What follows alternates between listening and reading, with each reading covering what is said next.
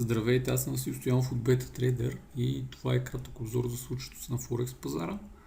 Днес сме 3 юли и ще разгледаме напред валутната двойка евро-долар на дневна графика. Това, което забелязваме, че покачването продължава, въпреки че през изминалия месец имахме период, в който цената влезна в тясно странично движение. Затварянето над горната линия на Болинджер ни показва, че възходящия тренд продължава. В момента цената е на така много важно ниво, което е по-добре видимо на седмична графика. Виждаме, че това ниво от 1.1462 веднъж, два пъти, 3 пъти, 4, 5, 6, 7 и сега 8 път е тествано цената. До сега всичките опити са неуспешни, така че повишено внимание за биковете. Преминаваме нататък. Валутната двойка долар-иена. При нея виждаме по-слабо покачване, което имаме последните няколко дни. Цената се задържа между горната цената линия на Болинджер. Защо е по-слабо това покачване? Защото тук има две тенденции, които се откоряват на Форекс пазара последните няколко седмици, с отслабване на долара и отслабване на иената срещу останалите валути. Така че тук имаме така леко възходящо движение при тази валутна двойка, поради тази причина, която споменах, то не е толкова мащабно, както при останалите валутни двойки, които ще разгледаме. Покачването продължава, но за сега е така с по-бавни темпове. Колебания може да има на 1.1433, което е добре изразено ниво на съпротива. Паунд долар, също като при евро-долар, имаме важно ниво на съпротива 1.30 и 44. Тук пак има формирано бесен човек, който ни показва, че тренда покачването, което имахме последните 10 дни, се изтощава. Виждаме, че днес, ако така завърши тази среща, имаме първи спад от това важно ниво. Така че тук биковете трябва да са внимателни. Австралийски щатски долар. Покачване през последните около 2 месеца.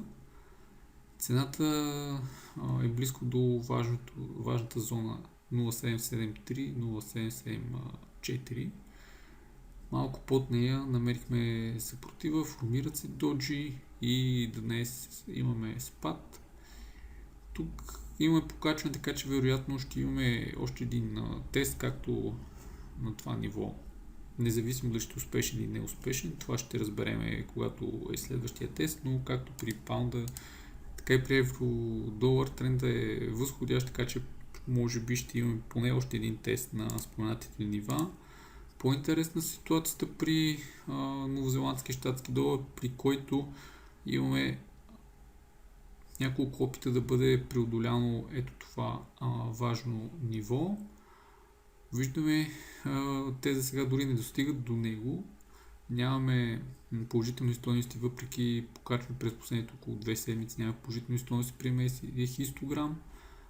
Имаме колебания, големи горни сенки при доста свещи 1, 2, 3, 4, 5, 6. Ако включим и днешната. Така че тук биковете срещат сериозна съпротива и възможна поне краткосрочна корекция. US долар, канадски долар, тук тренд остава нисходящ. Виждаме с добри здравословни корекции. Няма дивергенция сериозна при хистограма, така че независимо, че сме малко под важно ниво 1.30, то е по-вероятно да бъде, в момента е преодоляно, по-вероятно цената да остане под него.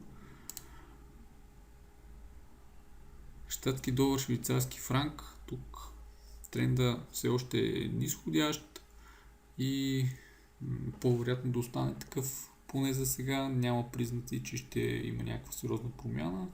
И тук имаме сериозно ниво на подкрепа, само че което трябва да се отбележи, че цената среща трудности при него.